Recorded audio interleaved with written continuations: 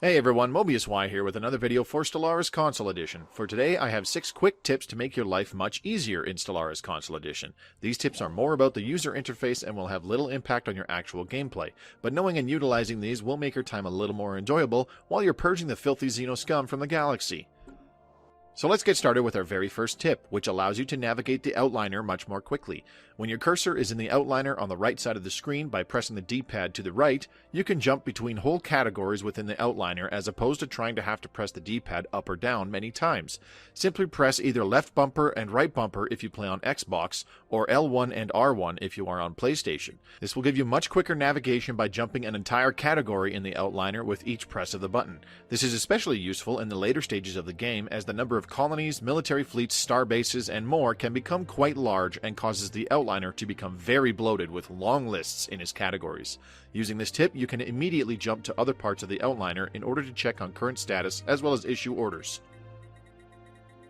Speaking of which, our second tip also involves the outliner, and it's about rearranging the categories and sections within it. When you are in the outliner, move the cursor to one of the listed categories and you can actually move it up or down within the outliner. Simply highlight the category you wish to move and press X to move it up or click left stick to move it down on Xbox. For PlayStation users, you'll want to press square to move up and click L3 to move down. This little trick allows players to customize the outliner's categories so that they are sorted in a manner that is specifically catered to each player's priorities. Do you want to see the progress of your research projects at the top? Or maybe the status of your sectors isn't terribly important to you and you're okay with it near the bottom of the outliner.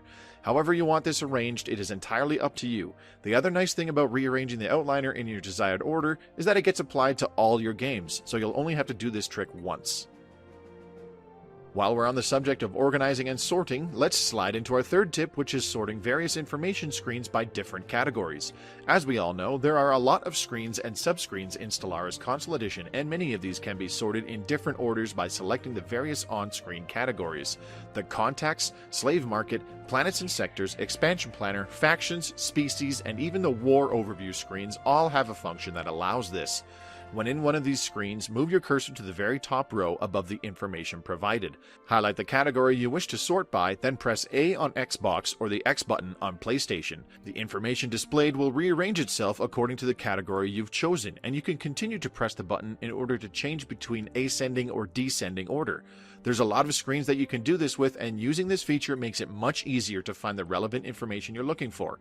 Try it out for yourself amongst the various available subscreens in the game. I guarantee you'll come to appreciate it very quickly. Moving on to tip number 4, we have the new Radial Menu feature. This is something I initially did not bother using myself, but oh my goodness, it has become so handy, and I cannot believe how long I've been playing without it. To access the Radial Menu, you must be in the galaxy map, and your cursor either hovering on or near a star system. Hold the X button if you play on Xbox, or the square button if you're on PlayStation. Doing so brings up the Radial Menu. Every colony, civilian ship, point of interest, and more can be selected from this menu. While continuing to hold X or square, hold the left stick in the direction of the object you wish to select in order to view it in more detail. When you release the X or square buttons, the object you had highlighted in the radial will be selected. You can even view habitable worlds, megastructures, and fleets belonging to other empires using this feature. The Radial Menu also allows you to instantly multi-select all military fleets and army transports in the system, without having to use the outliner to individually select each fleet manually. With this useful feature, players can assign orders to entire groups of fleets or individual ships with ease, and not have to leave the galaxy map. Our fifth tip involves using the search function in the Management menu. During the game, press left on the D-pad to enter Empire Management. Move your cursor to the bottom and enter Map Modes. Select the bottom option again, it's the one with the magnifying glass icon, and this brings you to the search function. In this screen is an entire list of known star systems. There are also emblems to indicate which empires are in direct control of which systems, as well as what their capital system is. Selecting a star system from this list will jump you to the galaxy map and move the cursor directly to said star system. You can also use the empty box at the top to manually type in a star system's name without perusing the whole list. This neat feature allows players to find star systems very easily, especially if you remember the system's name but not its location in the galaxy.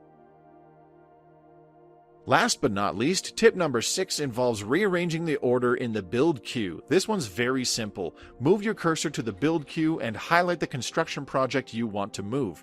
Press the right stick up or down to move the highlighted construction project up or down in the queue. This little feature can be used on colonies, starbases, and shipyards. The real kicker is if you move an item that was under construction further down the queue, it retains its partial construction progress until it's back at the top of the queue again.